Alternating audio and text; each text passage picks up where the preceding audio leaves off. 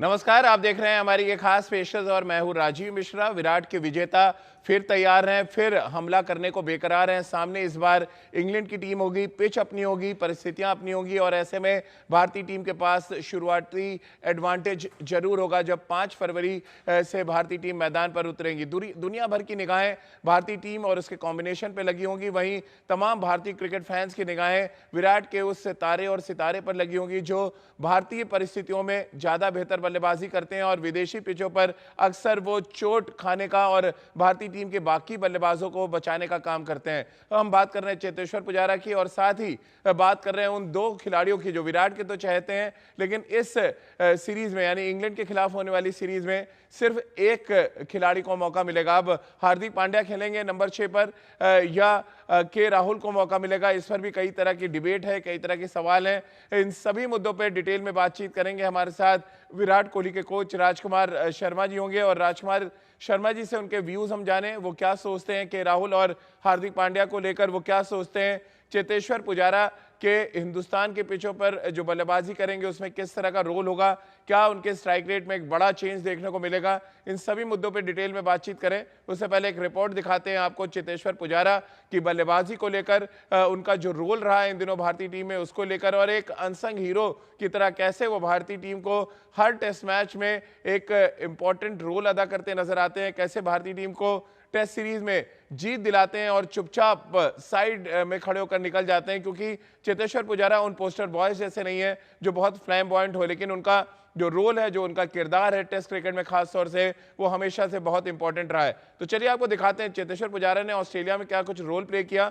और आने वाली सीरीज में क्या कुछ रोल प्ले कर सकते हैं वो देखिए हम। राहुल द्रविड़ के जाने के बाद जिस तरह से चेतेश्वर पुजारा ने नंबर 3 पर बल्लेबाजी करने की जिम्मेदारी संभाली है और अक्सर ऐसा लगता है कि पर्दे के पीछे रहकर वो सारा काम कर जाते हैं, वो चाहे श्रीलंका में टेस्ट सीरीज जिताने की बात हो, ऑस्ट्रेलिया में 18-19 में टेस्ट सीरीज जिताने की बात हो, सबसे ज़्यादा रन बनाने की बात हो, या अब साल 2021 में जिस तरह से उन्होंने ब्रिस्बेन टेस्ट मैच में ज़्यादा गेंदें खेली, इतनी चोटें खाई और उसके बाद उन्होंने टेस्ट मैच जिताने में बड़ा इंपॉर्टेंट रोल भी प्ले किया। राजकुमार जी, चेतेश्वर पुजारा की अगर हम किरदार की बात करें, अगर इंडियन टीम में और पिछले कुछ सालों से खास तौर से 2015 के आगे से हम नजर डालें, एक ऐसा बल्लेबाज, एक ऐसा हीरो है भारतीय टीम के पास जिसका पोस्टर पे तो नाम नहीं आता, बट हमेशा ये रहता है कि अगर वो ना हो तो शायद ये पोस्टर ना छपे और ना ही जीत की बातें बने।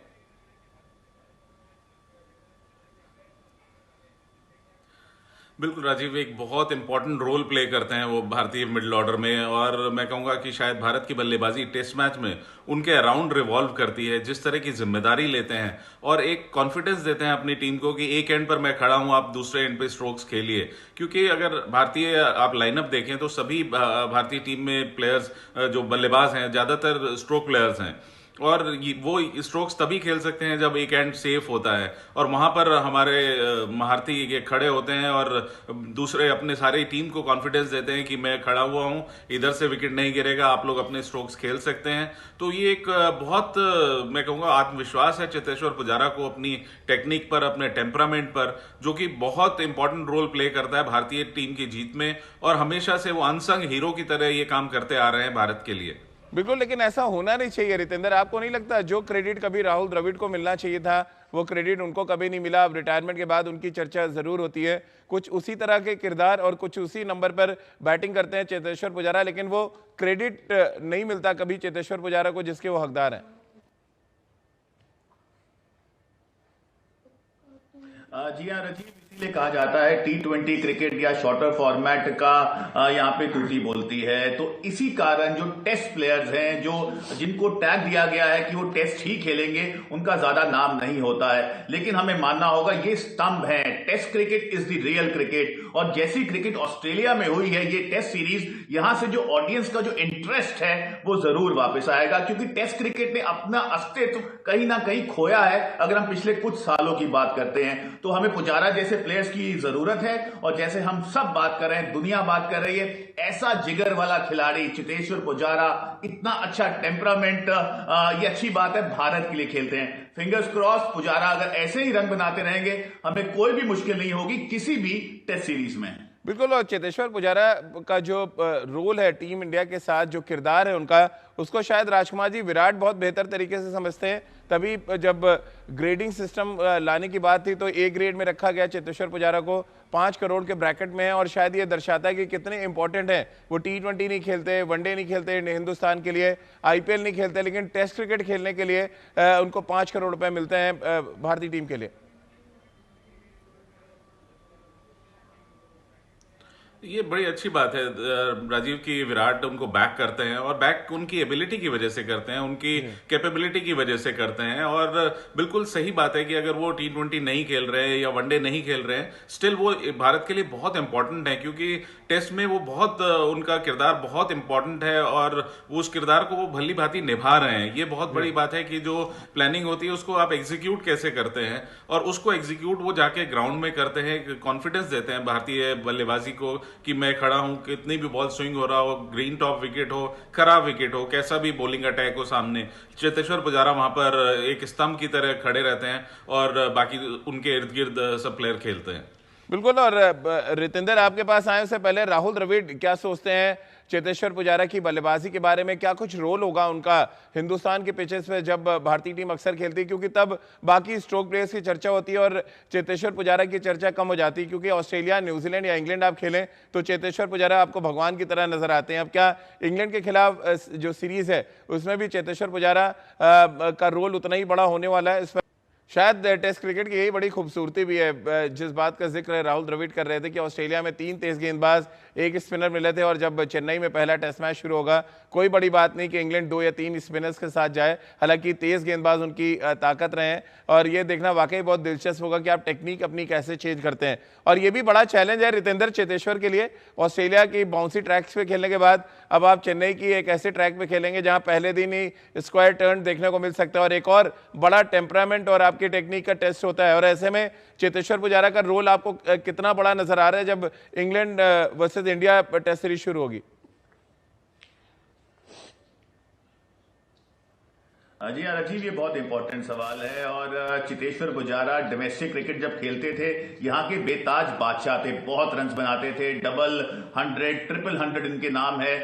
तो मुझे नहीं लगता ज्यादा मुश्किल होगी चेन्नई के ट्रैक पे या इंडियन ट्रैक्स पे। जरूर एक चैलेंज था जब ब्रिस्बेन में खेल रहे थे, जब उनको छोटा बॉल किया कर रहे थे, तो वहां पे जरूर वो काम करना चाहेंगे, क्योंकि कहीं ना कहीं लगा अपनी आंख बॉल से हटा लेते थे, लेकिन जिगर इतना तगड़ा था कि जब चोट लगती भी थी तब भी वहां खड़े थे। तो इस कारण हम टेस्ट सीरीज जीते। लेकिन यहां पे आपको पैर निकालना है, कैसे रैंक टर्नर को टैकल करना है, ये पुजारा करते आए हैं सालों साल। तो यहां पे बहुत उम्मीद होगी पुजारा से, क्योंकि अगर पुजारा का बल्ला बोलता है, और जैसे राहुल द्राविड़ ने बोला, ये स्टंप है, पेशेंस के मिसाल हैं, तो इंग्लैंड को बहुत मुश्किल हो सकती है।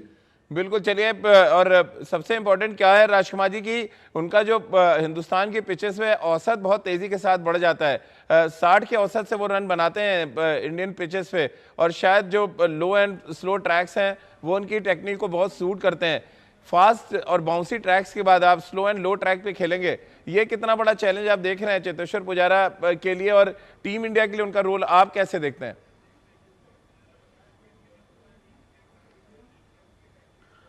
देखिए राजीव, मुझे नहीं लगता कि बहुत ज़्यादा परेशानी होगी चेतेश्वर पुजारा को, क्योंकि डे इन डे आउट वो इंडियन विकेट्स पे खेले हैं और बहुत रन बनाए हैं उन्होंने। और जिस तरह के उनके रिकॉर्ड्स हैं, भले वो इंटरनेशनल क्रिकेट में हो, जब वो भारत में खेलते हैं, या डोमेस्टिक क्रिकेट में हो, वो बहुत ही लाजवाब हैं। और यहाँ की पिचेस उनको सूट करती हैं, और इनको आउट करना यहाँ पे बहुत मुश्किल होगा इंग्लैंड के लिए। सबसे बड़ा प्राइज विकेट होगा इंग्लैंड के लिए चेतेश्वर पुजारा का। और रोल फिर वही डिफाइन किया जाएगा उनके लिए कि आप एक एंड संभाल के रखिए, दूसरे एंड से स्ट्रोक प्लेयर्स अपने स्ट्रोक्स खेलते रहेंगे, और एक कॉन्फिडेंस वो देते हैं पूरी टीम को कि एक एंड आपकी सेफ है। वहां पर चेतेश्वर पुजारा, जिनके पास अच्छी टेक्निक है, अच्छा टेम्परामेंट है, वो खड़े हुए हैं, आप अपने स्ट्रोक्स खेल सकते हैं।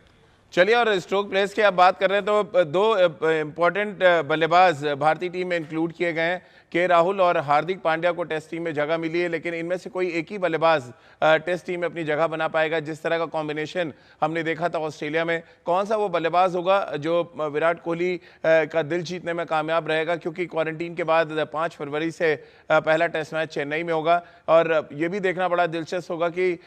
इंग्लैंड की जो इनएक्सपीरियंस स्पिन बॉलिंग अटैक है उसके लिए एक बल्लेबाज चुना जाता है, या एक्सपीरियंस जो फास्ट बॉलिंग अटैक है उसको ध्यान में रखकर एक एक्स्ट्रा बैट्समैन भारतीय टीम खिलाती है? हार्दिक पांड्या पे वैसे तो टैग एक ऑलराउंडर का लगा हुआ है, लेकिन इस सीरीज में बतौर बल्लेबाज चुना गया है, ये सेलेक्टर्स का कहना है। और सिलेक्शन जो कुछ हुआ है हार्दिक पांड्या का या के राहुल का, रितेंद्र, किसको आप देख रहे हैं पहले खेलते हुए चेन्नई के स्लो एंड लो ट्रैक पे?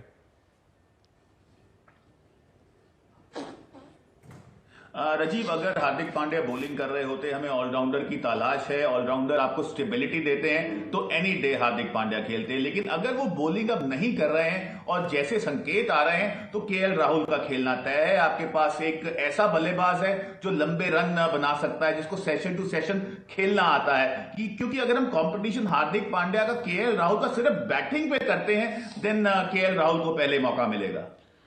क्या लग रहा है राजकुमार जी आपको, के राहुल पर अपनी मोहर लगा दी है रितेंद्र ने? आप कैसे देखते हैं? हार्दिक पांड्या एक ऐसे खिलाड़ी जो ऋषभ पंत की तरह मैच का नक्शा बदल सकते हैं, वहीं दूसरी तरफ के राहुल है, और दोनों का अगर हम टेस्ट क्रिकेट में एवरेज देखें तो वो 30s में, यानी कि कोई बहुत बड़ा फर्क नहीं है दोनों की बल्लेबाजी में कम से कम।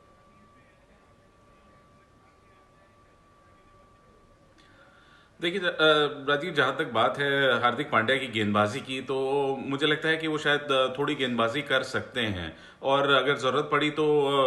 भारत के लिए एक चौथे मीडियम पेसर की तरह या तीसरा मीडियम पेसर में, इंडिया में तो अगर हम खेल रहे हैं तो तीसरा मीडियम पेसर का रोल वो पूरा कर सकते हैं अगर वो फिट हैं। और अगर वो भारतीय टीम में आए हैं तो मुझे लगता है कि कहीं ना कहीं उन्हें बॉलिंग करनी होगी, और वो करेंगे भी। तो अगर वो बॉलिंग करते हैं तो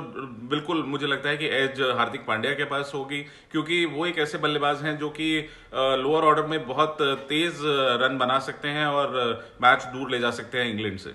बिल्कुल, और जो खबरें आ रही हैं कि हार्दिक पांड्या अपनी गेंदबाजी पर भी बहुत तेजी के साथ काम कर रहे हैं, और अगर हार्दिक पांड्या अवेलेबल हैं गेंदबाजी के लिए तो फिर ऑप्शन बढ़ जाता है आपके पास कि आप एक एक्स्ट्रा स्पिनर खिला सकें चेपॉक के मैदान पर। बहुत बहुत शुक्रिया राजकुमार जी आपका और रितेंद्र आपका हमारे साथ